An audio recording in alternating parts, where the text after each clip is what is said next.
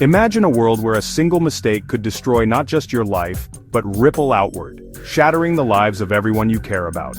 Picture a society where your every action, every word, and even your silence could spell disaster for your entire family. In this world, the consequences of your choices didn't end with you. They reached your parents, your children, your friends, and even the neighbors you barely knew.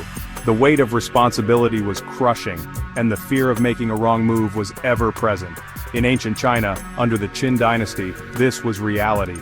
The empire was vast, its power absolute, and its laws unforgiving. The law of Lianzuo, collective punishment, meant your fate was tied to your family, friends, and even neighbors. If one person broke the law, many could suffer.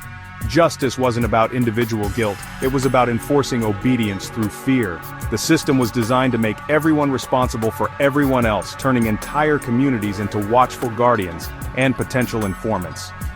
The emperor's law was absolute, and any challenge threatened the entire empire. His word was law, and his reach extended into every home, every relationship.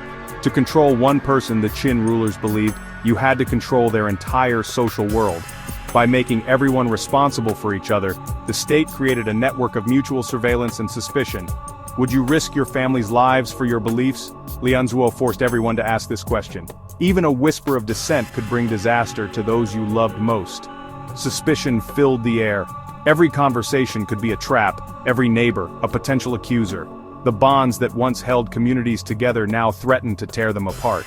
Trust and loyalty became tools of state surveillance.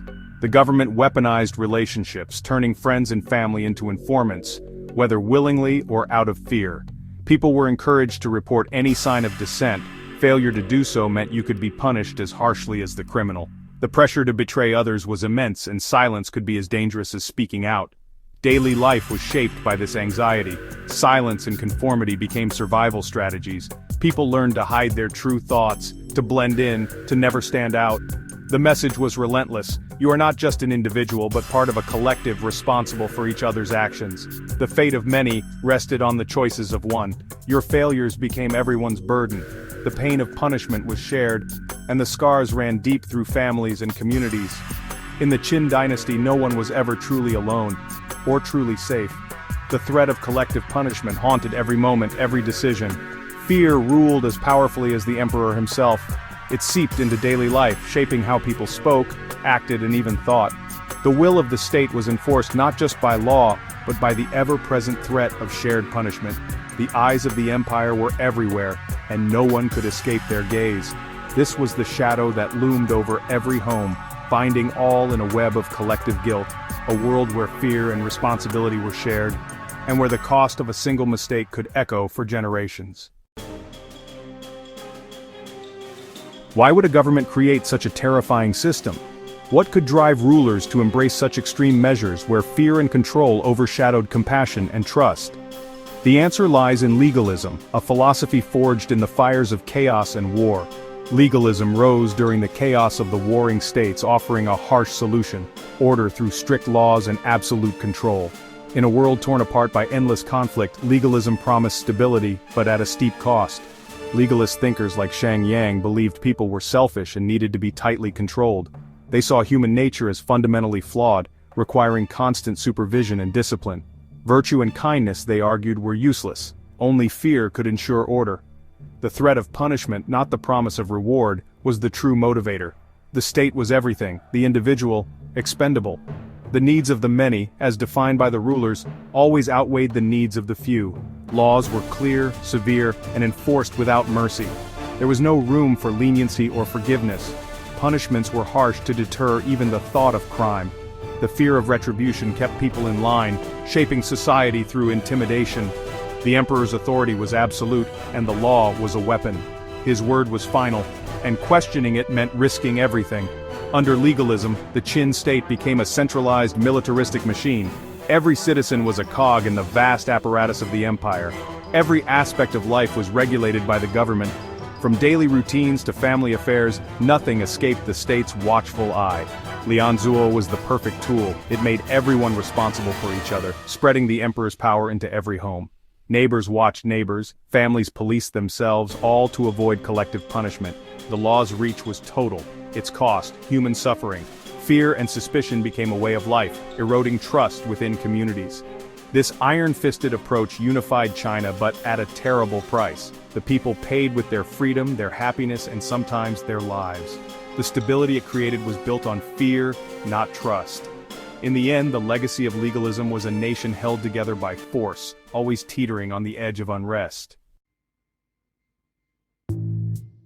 The most terrifying use of lianzuo was clan extermination, a punishment so severe it echoed through generations.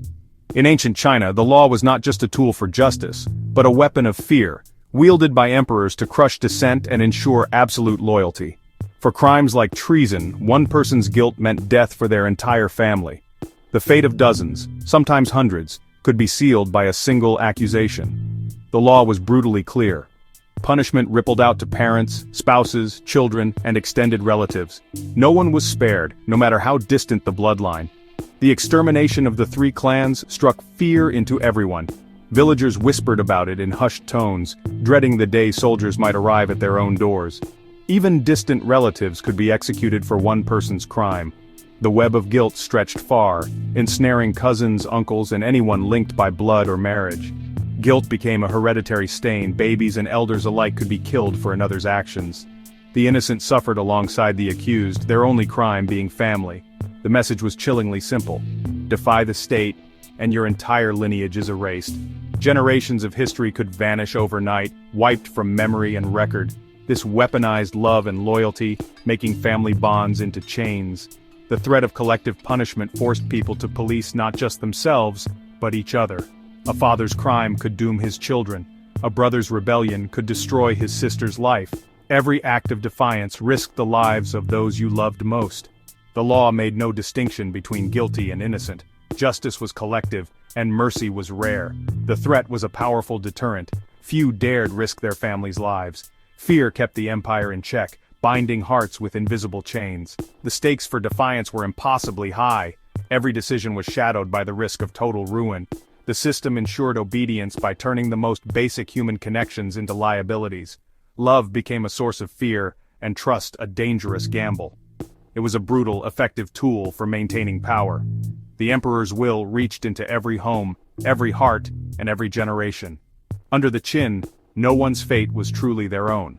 The shadow of collective punishment loomed over all, shaping society through fear and unbreakable control.